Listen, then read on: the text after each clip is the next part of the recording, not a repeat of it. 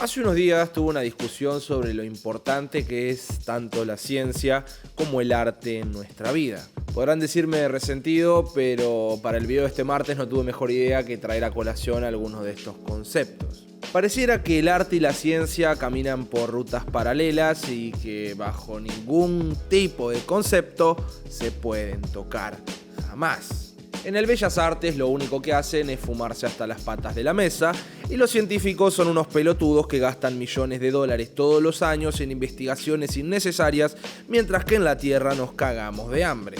Para gustos, colores y para debatirte incógnitas que todavía no sabías que tenías pero ahora tenés, estoy yo.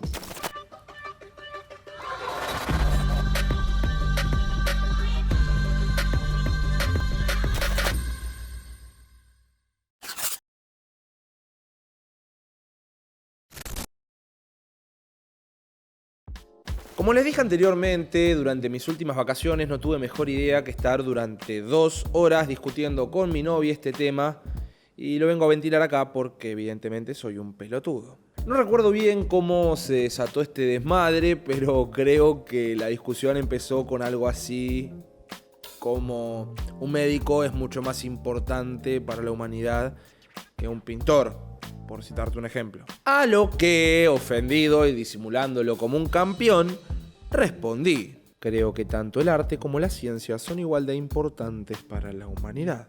Por supuesto que esto no quedó ahí, lo único que hice fue desatar a la bestia. Pero es hasta el día de hoy que todavía tengo algunas preguntas dando vuelta por la cabeza que surgieron como producto de esta discusión y que junto a ustedes vamos a responder hoy.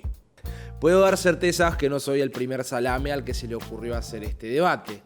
Y más que nada, si nos ponemos un poquito a observar todo este tema de los estereotipos que existen sobre ambas partes, tanto las de ciencias como las de humanidades. Einstein diría alguna vez que nuestra ciencia y medida frente a la realidad es primitiva e infantil, pero aún así es lo más hermoso que tenemos. Pero puedo dar la certeza que vos probablemente no tengas ni tan solo un poquito de idea sobre la obra de Einstein y de que este personaje sea alguien relevante en tu vida.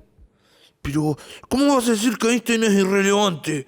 Paren, déjenme terminar la idea. El autor alemán Ernst Friedrich Schumacher inmortalizaría una cita en uno de sus libros de la que soy muy fan, que también decía así: el segundo principio de la termodinámica no es más que una hipótesis de trabajo adecuada para varios tipos de investigaciones científicas. Por otra parte, una obra de Shakespeare, rebosante de las ideas más vitales sobre el desarrollo interior del hombre, muestra toda la grandeza y la miseria de la existencia humana.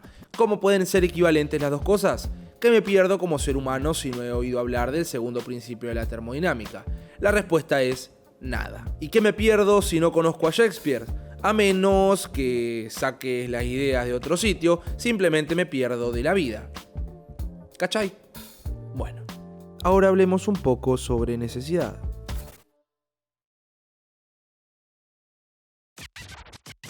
Para entender qué es más necesario para la vida humana, primero tenemos que entender el concepto de necesidad. Necesidad se traduce literalmente como circunstancia en donde algo es necesario. Y necesario se entiende como algo que debe ocurrir, hacerse o existir para el correcto estado o funcionamiento de algo. En pocas palabras, el concepto de necesidad o de necesario corresponde a cada cosa o a cada quien. Son requerimientos subjetivos o situacionales. Y en este caso no hay que dar muchas más vueltas. Si una persona goza de un buen estado de salud y no requiere la asistencia de ningún médico, pero sí de una película en Netflix antes de irse a dormir, entonces esta persona necesita más de la ciencia o del arte. ¿Se entiende por dónde va la cosa? Y entonces podría decir lo mismo de un caso perfectamente inverso a este, en donde tenemos a un sujeto cuya existencia depende pura y exclusivamente de la asistencia médica y de las ciencias médicas. Y la verdad que ver la última temporada de Stranger Things no le quita el sueño. Entonces esto vuelve a la ciencia o al arte más importante que su contraparte. Efectivamente, el concepto de necesidad no corresponde para poder resolver esta incógnita.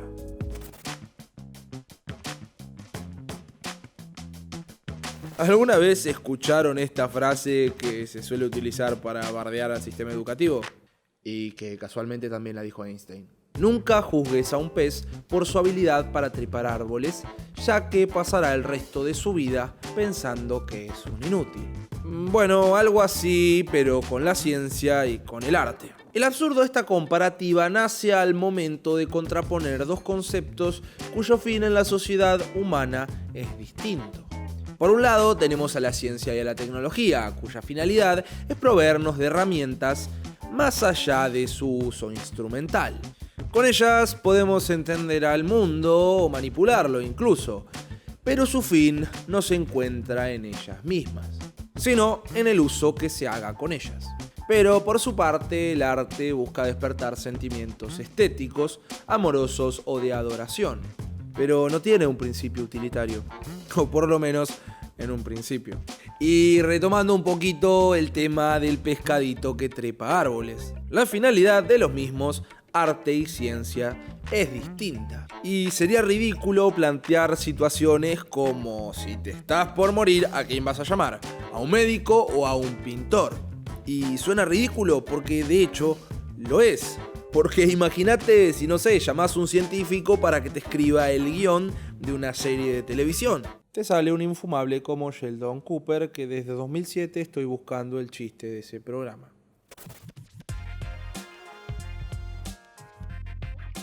Pero si algo tenemos que admitir es que muy probablemente disfrutemos más de escuchar nuestra canción favorita de la semana que de resolver un ejercicio de MRV. Porque la ciencia requiere réplica, verificación y estudio para que por lo menos puedas entender de qué están hablando. A diferencia de una obra de arte que simplemente se contempla y se goza. No obstante, tanto la ciencia y el arte buscan la resolución de incógnitas, aunque los métodos para explicar o plasmar los resultados de esta observación sean distintos. La primera mediante técnicas precisas y sistematizadas, y la otra mediante procesos cognitivos, perceptuales y emocionales. Al final ambos buscan una representación del mundo. El arte a través de un objeto artístico como una expresión de representación, y la ciencia como reflejo de la representación mediante modelos, teorías e ingenios.